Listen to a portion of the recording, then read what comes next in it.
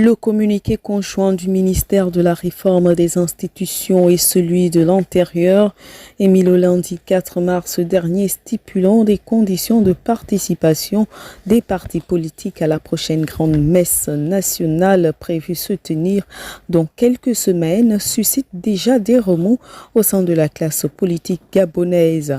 En effet, le choix des participants par les autorités commises pour cette tâche semble souffrir d'ambiguïté, laissant ainsi planer un doute quant à la transparence et aux objectifs recherchés par cette rencontre nationale.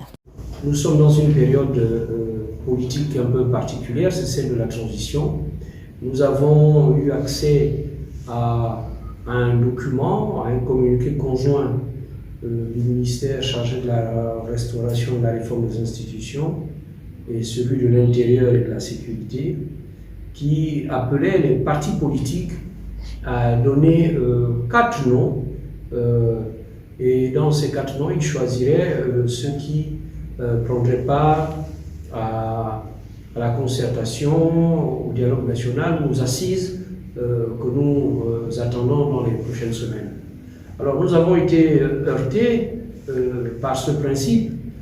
Si nous sommes bien sûr heureux de pouvoir préparer ce dialogue et y prendre part.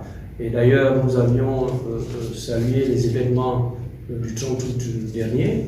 Nous sommes un peu surpris justement par ce communiqué qui fait en sorte que ce soit le gouvernement qui désigne les représentants des partis politiques. Je crois que cette prérogative doit rester aux partis eux-mêmes qui doivent désigner leurs représentants. Une souveraineté qui semble mise en index.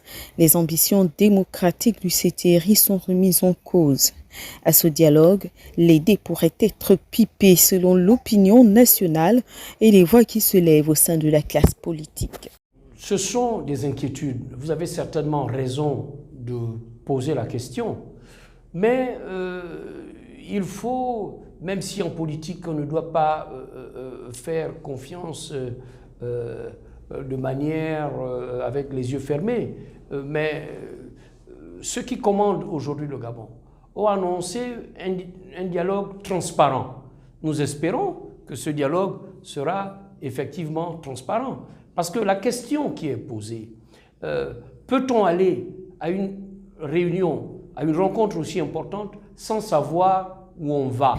Les contours de l'organisation de ce grand rendez-vous ne sont pas encore clairement définis, à quelques semaines seulement.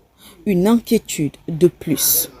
Je crois que c'est une situation qui n'arrange aucun parti politique, parce qu'effectivement, les partis politiques sont jaloux de leurs prérogatives, les partis politiques sont jaloux de leur indépendance, et que comme ça, on leur impose le choix de leurs représentants, ils ne sont pas d'accord. Il n'y a pas que les démocrates libres qui ne sont pas d'accord. Je pense que vous, les hommes et les femmes de médias, vous avez constaté que d'autres personnes avant nous ont pris la parole pour dénoncer cette situation. La mesure du gouvernement quant à la participation et au choix des participants a été prise de manière unilatérale, sans consultation au préalable, sans explication par avance.